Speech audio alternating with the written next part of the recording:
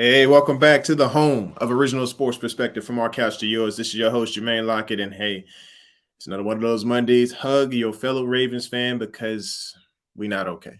We are not okay today. We took another L, but we took a huge loss on the offensive side of the ball. My heart goes out to Lamar Jackson, goes out to Ravens flop because we are hurting right now. The injury bug has struck once again and it's driving me up the wall with all the injuries that are happening to this team. My goodness. I just, it's like, I still can't forget to pass down the collection plate. You know what I'm saying?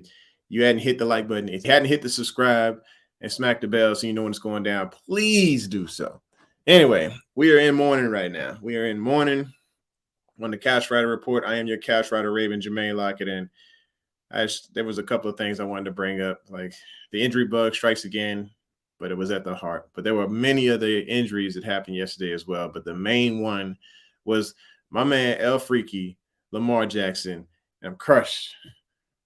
But Tyler Huntley actually came in and did a decent job. He did his best Lamar Jackson impression, and it brought up some issues among the other chats. And so we'll talk about that here in a minute. But there were other injuries to Calais Campbell, to Sammy Watkins, to Tylan Wallace. There were so many injuries that happened yesterday, and Baltimore has definitely got to find a way to fight through this and get ready for Green Bay next week. I'm not going to hold y'all long. We're just going to talk about a couple of things, and then I'm out of here because I still got a job to do. I got to go come into work, get on the elevator, and hear everybody ask me if I'm okay after Lamar Jackson got hurt. All right, so here it is. This is one of the good things that happened out of yesterday. Baltimore finally has an ex-receiver that they drafted. Rashad Bateman. I've been talking about this dude getting his touchdown for weeks. And as far as I'm concerned, he got that one. He was in there yesterday. I don't know if you saw the play. I mean, he basically beasted on the corner for the Browns and went in for the touchdown. They said his knee went down and he was at the half-yard mark. But no, he was in there. If it had been challenged, if Baltimore had the opportunity to challenge, I think it was a smart call by Harbaugh by not challenging that play. But they got in the next second later because they gave it to Murray, and he ended up just badgering his way into the end zone. But that was a Bateman catch and touchdown for sure. The guy really showed up when nobody else was there. Sammy Watkins was out. And like I said, all of the players that are normally there weren't there. And the backups ended up stepping up. And I say, Bateman is a backup because they're not using him as a full-time X. But I think this makes the statement to say, hey, he should be that full-time X. I like the guy. I'm hoping he does big things in the future. Marlon had it right. He said, hey, we got a real one. Next topic here. The flock. Yeah, we might be on drugs. We may just be on drugs. And I ain't talking about the regular stuff. I'm talking about the Jamal Lewis, pager deal type drugs. Because if you go look in the average feed of the Facebook feeds of the Ravens fans on the Ravens flock, or we are the Ravens flock, people are talking about how Tyler Huntley is better than Lamar Jackson. I mean, don't get me wrong. I like Tyler. I do. And he had an amazing comeback, change of pace. He throws differently than Lamar. He has a stronger arm on the outside and is able to make those outside throws. But overall game, I'm still rocking with Lamar Jackson. There were a couple of other people made some really weird comments. One guy said, look, Lamar Jackson could smash my wife and he would be still on his squad. I'm like, oh, okay. It did to each his own. Like, I'm sorry, but Lamar smashed my wife. We are no longer cool. I'm just saying that. I'd be going ahead and I got to pull it down. I got to pull down the poster. I'm just telling you. Anyway, I think he was trying to make the point is that Lamar can do no wrong, and that it doesn't matter what Tyler Huntley is able to bring to the table. That Lamar is still his quarterback. He is that loyal, and that's great. But right now we rocking with Tyler until Lamar comes back. So I'm not saying I'm in Tyler's corner. I'm just saying I like what Tyler brings to the table with him juking people left and right, with the speed, with the arm talent on the outside. I'm not saying he's better than Lamar Jackson. I'm just saying this is a great situation we have as far as having a backup that is capable of putting the ball downfield and trusting the X and throwing up a couple 50-50 balls to see what happens. All right. So there were some things I talked about as far as before the game. I talked about Hollywood versus Greedy Williams and what are the thoughts on the matchup. So as far as the thoughts on that matchup, I think Greedy Williams did not have a good game. I think every corner that faced Rashad Bateman did not have a decent game. I think there were 3 different corners that faced Rashad Bateman, and he still managed to handle business. This guy should definitely be used in more plays in the future. Throw him to the outside. So we talked about the Andrews. Is this a problem? It was not a problem yesterday during this comeback because Andrews and Bateman both went over the century mark. And I think Andrews caught everything that came his direction. The Ravens need to figure out a way to spread this ball around because people are going to figure out, hey, Andrews is that dude. He is constantly the one that's being gone to.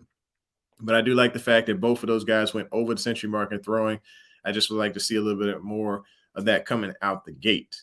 The ground game looked pretty good as far as Freeman goes. He got about, 4.9 yards per carry. I think they need to continue to work on that ground game and get it rolling early in games to where they're not having to struggle to try and come back like we have been all season long. But I will say that this game, because of Tyler Huntley, Snoop, they have looked better than they've looked in about 4 or 5 weeks. And I think that is why people were talking about, hey, Baltimore, what was it? Lamar Jackson versus Tyler Huntley or whatever. No, I'm not going there with you. I think the scheme definitely needs to be changed up, but I think Tyler Huntley has some strengths and Lamar has some strengths and some weaknesses. Huntley has some strengths and some weaknesses, but I'm not going there with y'all. I still stick with Lamar, but right now, QB1 for the moment against Green Bay, unless we're told otherwise because of that sprain, is Huntley. So we rocking with Snoop. Ravens flock, you with me, but we got to make sure you are loyal to who you need to be loyal to, and that is El Freaky. The league, I'm talking about the team's only MVP QB. All right, so what else did we talk about, sir? Why hasn't Bateman got his TD? Well, he didn't get his TD this time because the ref said, hey, it wasn't a touchdown. But that was a touchdown. So I'm going ahead and say, hey, look, he got his first touchdown of the year. It's not going to show up on the stat chart. Let's talk about Chris Westry. So I had a question of Chris Westry in the previous show. Is he ready? Now, there were some pass interference calls, but for the most part, I think Chris Westry did an okay job. I ain't saying lights out, nothing like that, but I think, hey, holding those receivers underneath 100 yards, that's a hard job to do. And yes, there were some pass interference calls, and the refs, they may have made a little bit too choosy of a call. They're a little bit too picky on those calls, and he took some penalties. I think one of them he was actually playing the ball on, and it wasn't fair that the ref called that. Like, if you're making a play on the ball, then, yeah, you can get a little handsy back there. But I think Westry is going to do fine. It's just next week they are going to be facing some beasts. They're going to be facing some serious giants with a lot of speed. And Devontae Adams, who's going to hold Devontae? I am not sure. I'll have to go and take a look at more tape to figure out which would be the best matchup. Because if it's AA is going to get full on beasted on because he just doesn't have the size. He has the speed to keep up with Adams. But when it comes to the size, we need somebody. Honestly, we need Jimmy Smith back. And I know Jimmy don't have the breakaway speed to keep up with Adams, but that's what they're going to have somebody cover over top. Just as I said in this game, they need somebody to help Jimmy on top because he can go man to man. He just needs that over top safety coverage. And I saw a lot of deep safety coverage this game. I think they need to do something like that to protect our corners as well against the Packers. Something else I discussed was Cleveland down 2 tight ends. Obviously, that wasn't a problem because I believe Hooper ended up getting a touchdown anyway. But that is because Jimmy Smith was not on the field. He was inactive. And I think that's a major problem. I think that's something that they need to go back and take a look at and say, hey, look, Jimmy is a healthy scratch that does not help the team. Get him in there versus tight ends, and he can do big things. Now, granted, tight ends is not the big feature of the Green Bay Packers offense, but having Jimmy at least active to where we can adjust to those situations would help the Baltimore Ravens. Let's see. What else did we discuss? I believe that is all we had to talk about here as far as our predictions previously. I didn't have very many predictions because I had a special guest on the show and he gave a majority of his opinions, and I appreciate him coming through. We're looking forward to seeing Cam Rue back on the show because he was just he has an amazing gift of analysis and be able to just speak to the Ravens based on the history. I really enjoy having special guests on the show. If you are looking forward to being on the show in the future, please let me know. And also hit the like button, hit subscribe, and smack the bell.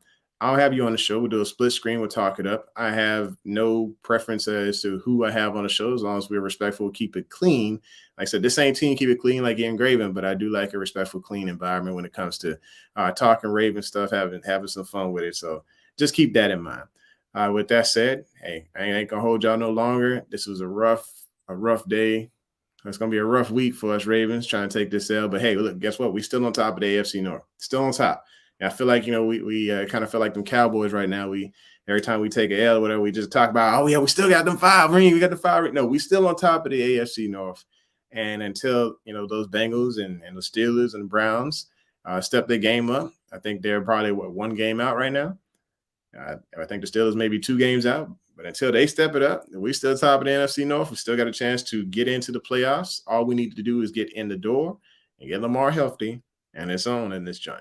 This is the home of original sports perspective. From our couch to yours. Thanks for tuning in. This is your host, Jermaine Locke, your couch rider Raven. Make sure you hit the like button, hit the bell, hit subscribe. Not all in an order. You know what I'm talking about.